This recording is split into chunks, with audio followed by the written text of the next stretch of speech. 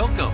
I'm Doug Morgan, and you're listening to Uncommon Sense, where we hunt for the truth in the topics you're not supposed to talk about, Christianity and politics.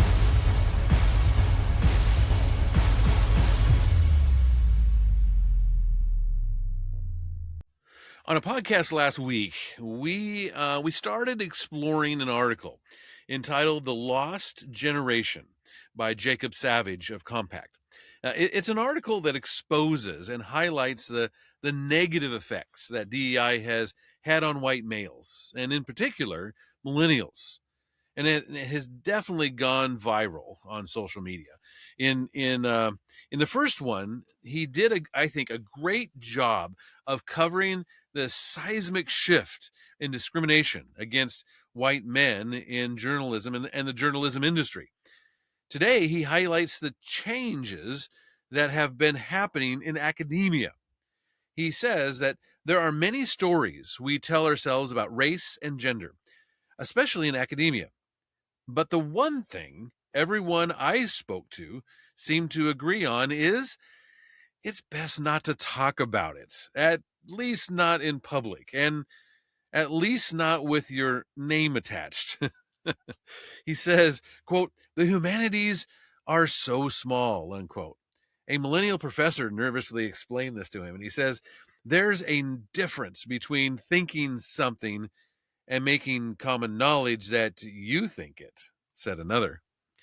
So it came as a bit of a shock, he says, when David Austin Walsh, a Yale postdoc and left-wing Twitter personality, decided to detonate any chance he had at a career with a single tweet.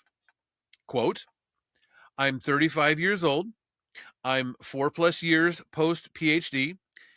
And quite frankly, I'm also a white dude." That's what he wrote on X. Combine those factors together, and I'm, for all intents and purposes, unemployable as a 20th century American historian, is what he said. The pile-on was swift and vicious, of course. "You are all just laughable," he wrote the New York Times. Nicole Hannah Jones. Have you seen the data on professorships? White males are 30% of the U.S. population, but nearly 40% of faculty, tweeted a tenured professor at GWU. Hard to make a case for systemic discrimination.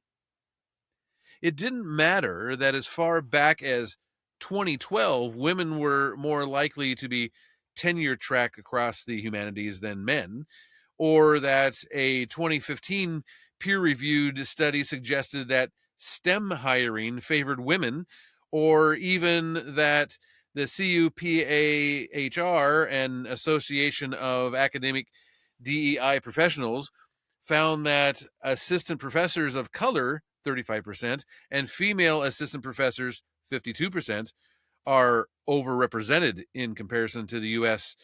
Doctoral degree recipients, 32% and 44% respectively. As in other industries, what mattered were the optics.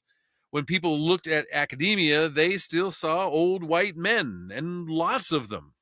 Quote, "A big part of why it's hard to diversify is the turnover is really slow."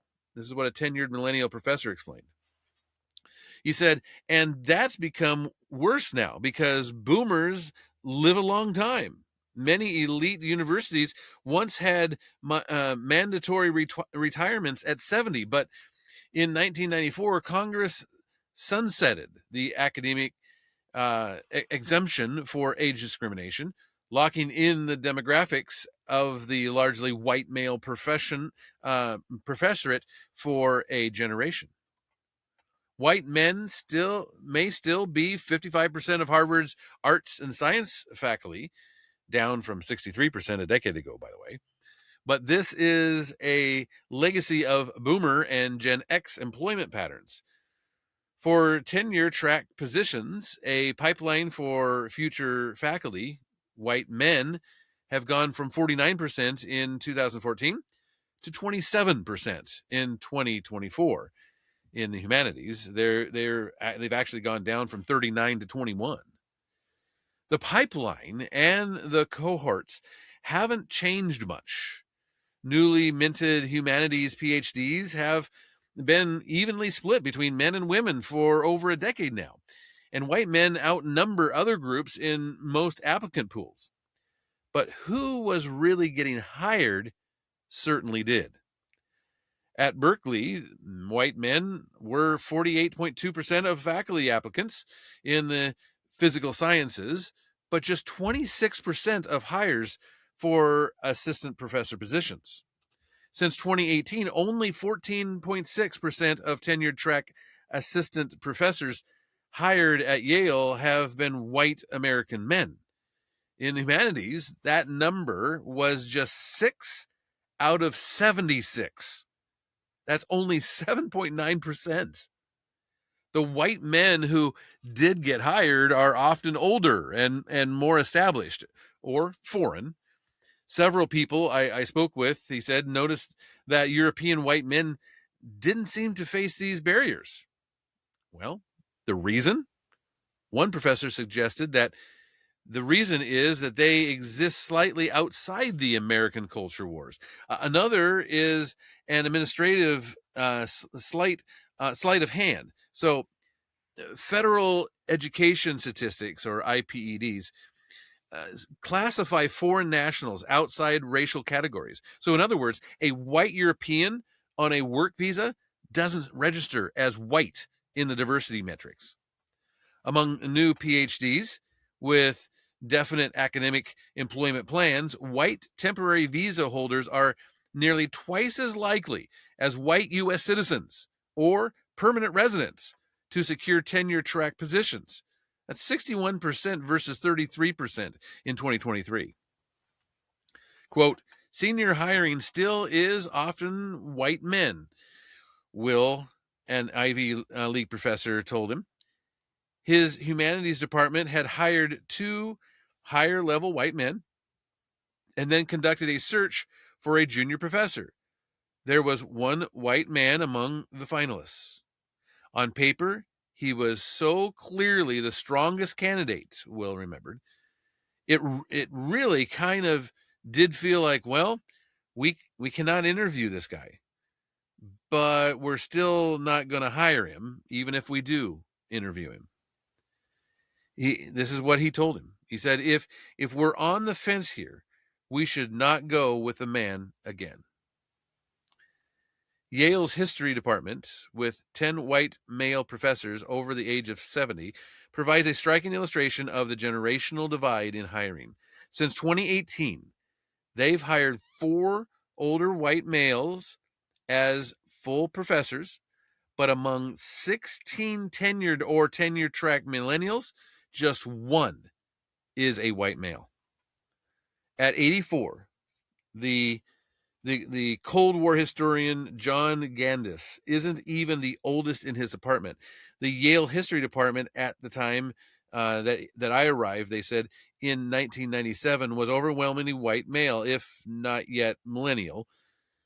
And he said in the email, some remedial action was long overdue.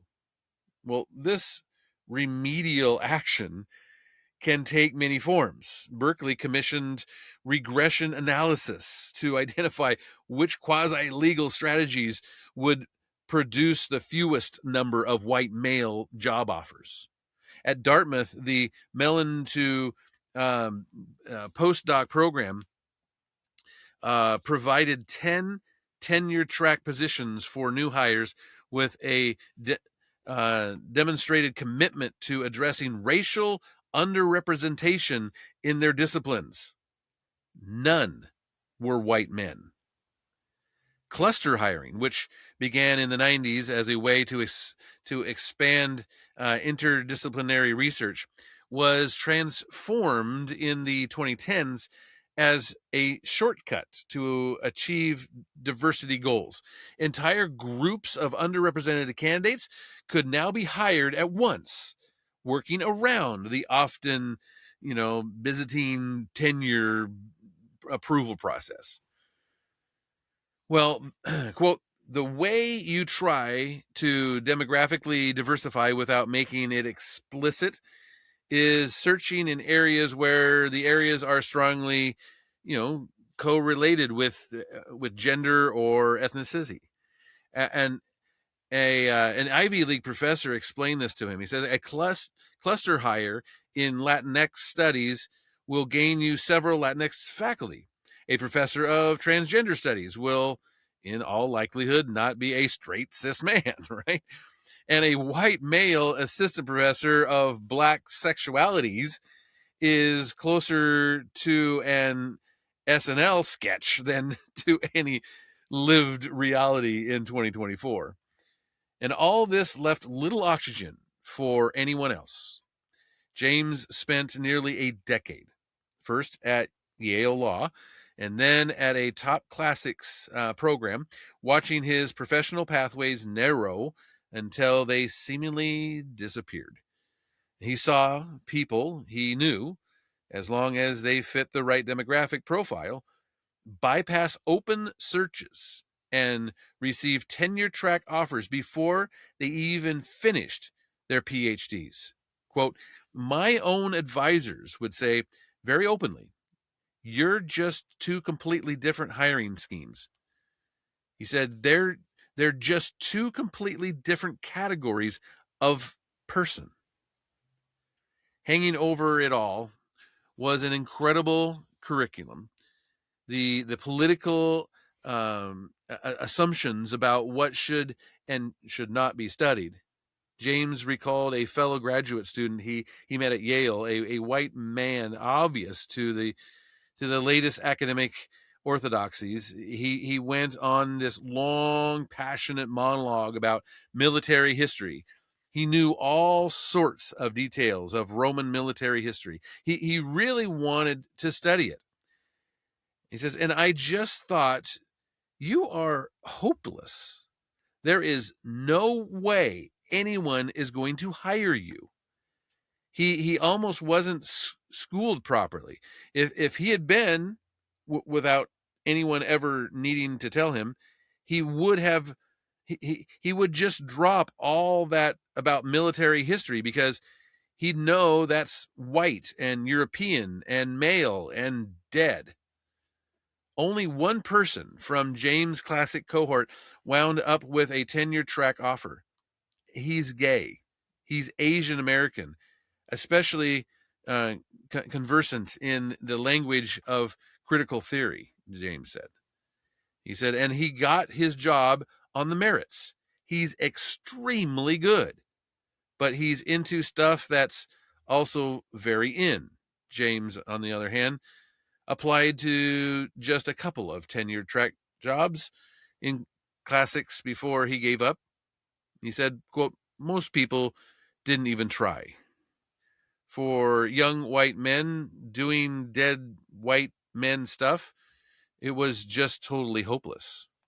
Quote, I operated under completely false assumptions, Ethan, at a Ivy University, Ivy League educated social scientist told me. He'd always had the vague and naive and frankly privileged idea that professionally everything would work itself out. Quote, I was going to be a tenured track professor, he said. That was my expectation. Like so many middle-class millennials in the Obama era, Ethan believed he was on the right track and on the right side of history.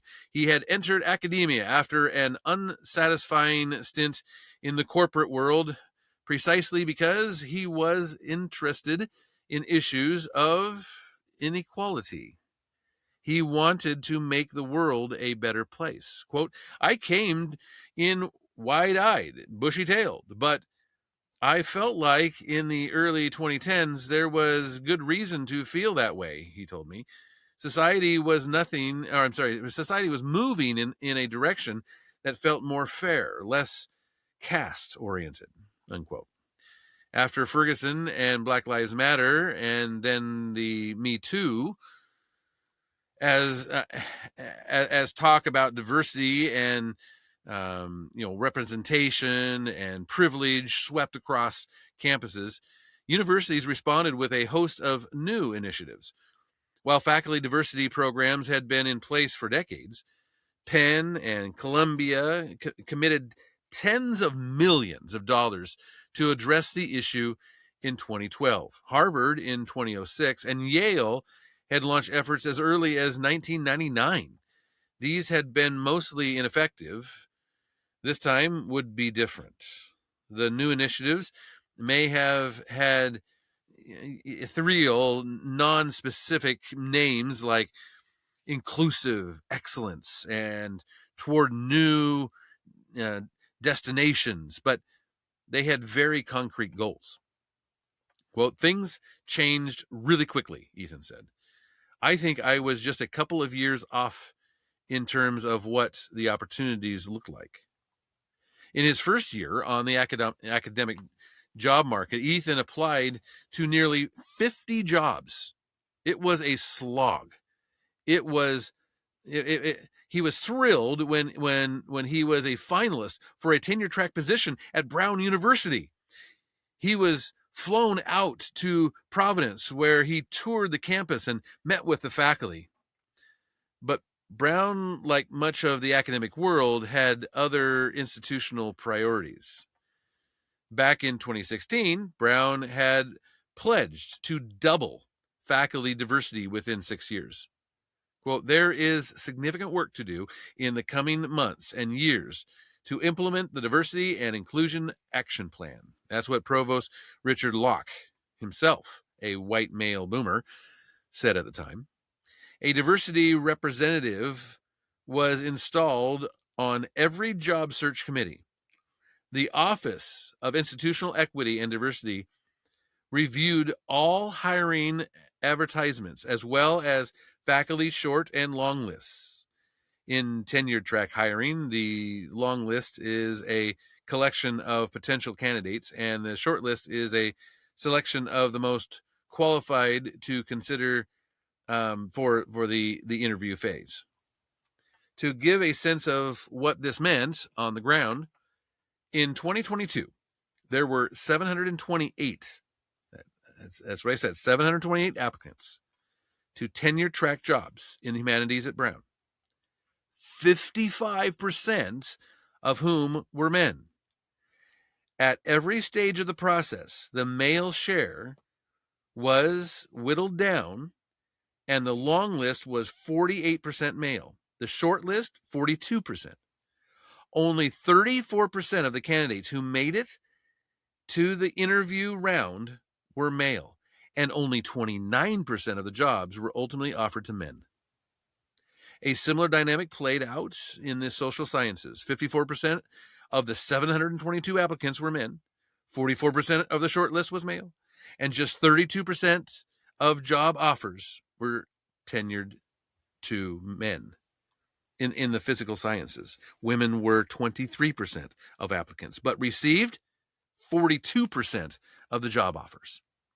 Ethan made it to the final interview round at Brown, and after a long back and forth with the search committee, a sign he believes of internal kind of dissension, he lost out.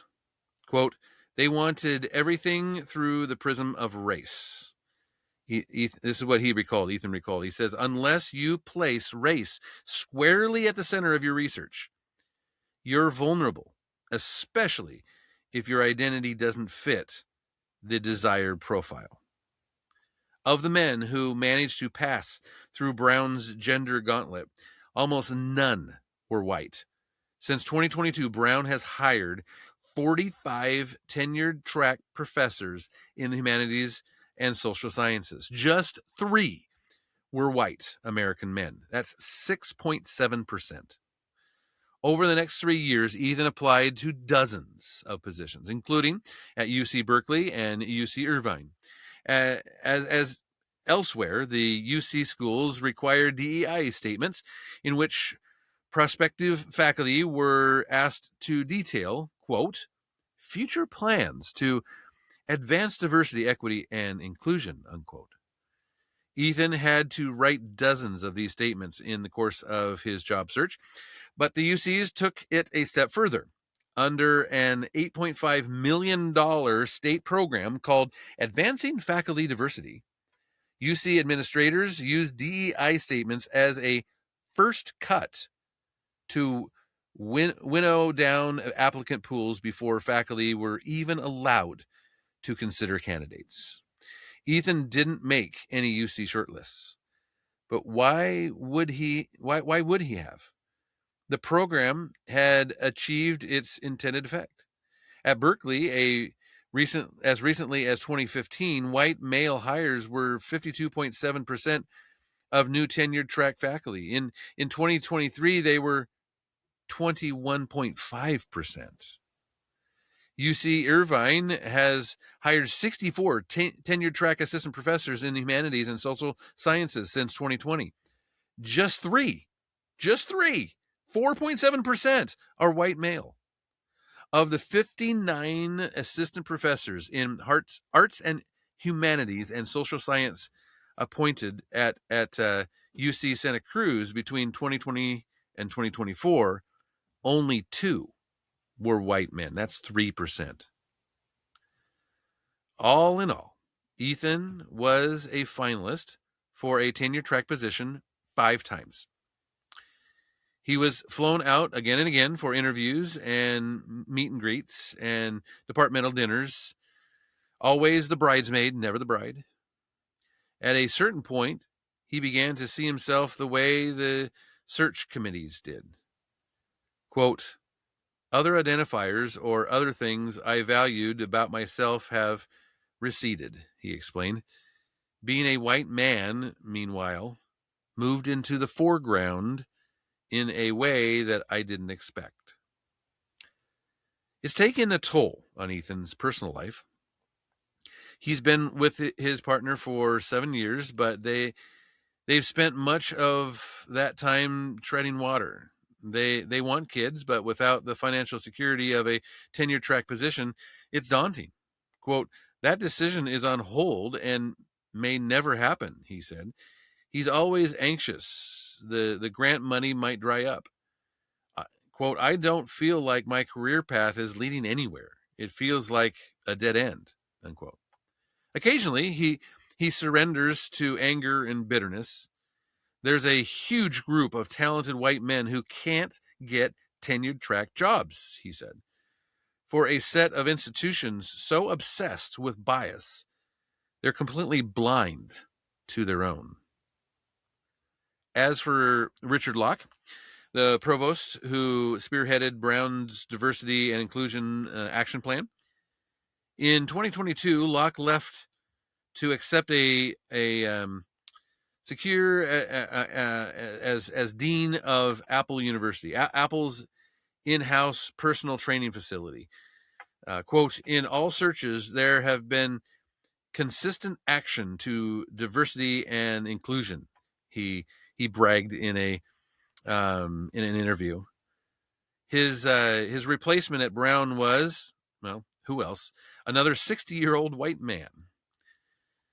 But looking at even TV and that type of thing, even turning away a little bit from academia, he gets into a story here of Matt, and Matt is the sort of smart, slightly manic, cinephile who's been a fixture of Hollywood just forever. The guy at the bar who can explain why a project was greenlit, a buyer. Greenlit meaning a buyer with lots of money and little experience, or why a director got hired, background as a playwright, and it was Scott Rudin or something like that, and dismiss the latest Netflix release with a wave of his hand, a story that shouldn't be a movie. Like me, he says, Matt moved out to Los Angeles in 2011. But unlike me, by 2014, he'd landed a job as a staff writer on a network TV series. Quote, I thought I would be one of those mediocre white jabronis who just floats to the top and works forever, he said. He earned more money from this single episode of network TV than he'd seen in his life. He felt he was a familiar, he was on a familiar trajectory. Write some specs, network around, get your break, and then work steadily until you get your own show. But he couldn't outrun the culture. In the fall of 2014, the Oscars nominated only white people for acting awards, and hashtag Oscars So White was born. The New York Times ran stories after story. The Academy promised reform, as did the studios, and they delivered. In 2015, Matt was looking for a follow-up job as a staff writer or story editor. He said, quote, I couldn't crack anything, he recalled. I was like it was almost like immediate. There was a real disillusionment about things because I thought it was just kind of me for a while. It wasn't.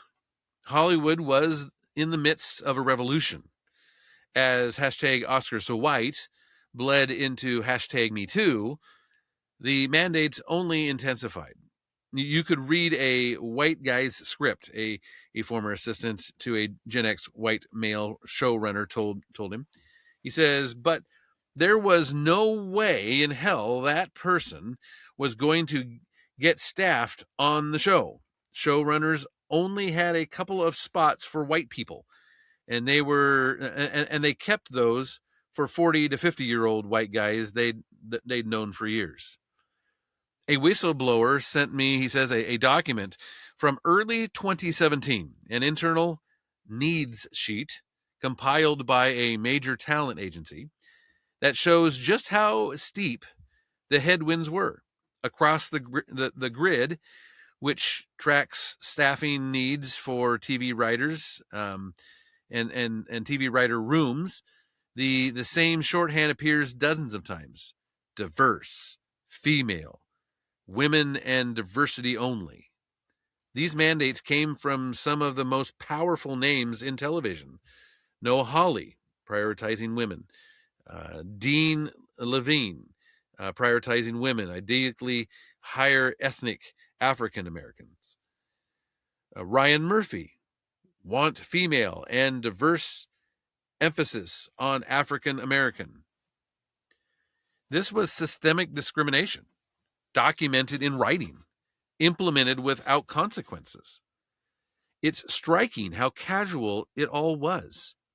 Chicago Fire, the UL upper level, can be anyone, but we need diverse SWs, that's staff writers. As in other industries, upper level positions, writers with experience and credits could still be filled by white men. But the entry-level jobs, the staff writers, the co-producers positions that Matt and thousands of other aspiring writers were competing for were reserved for others. The studios, this is a quote, the studios had those quotas they felt pressure to fill. This is what a veteran talent manager told him. It was always the lower and mid-level people. So let's leave it right here for today. I want to finish up next time, and I want to bring you the rest of this because I think it's really important. I think that what we have seen has been such an entire shift in how our society here in America has thought, in particular, against white men and against white men, particularly millennials. It kind of happened not little by little, but kind of all of a sudden. And it has happened without any apologies. It has happened without anybody thinking, wow, this is not right. It's happened, and nobody really has called it out for fear of repercussions on them, for fear of, making their job insecure, maybe not even able to be in their industry. But it's out there, and now there are some people talking about it. And so I think this is really important in that way. So I would love to hear from you on it. Of course, you can always do that at uncommonsensepodcast.com. Thank you very much for listening. This podcast is a production of Morganite Communications.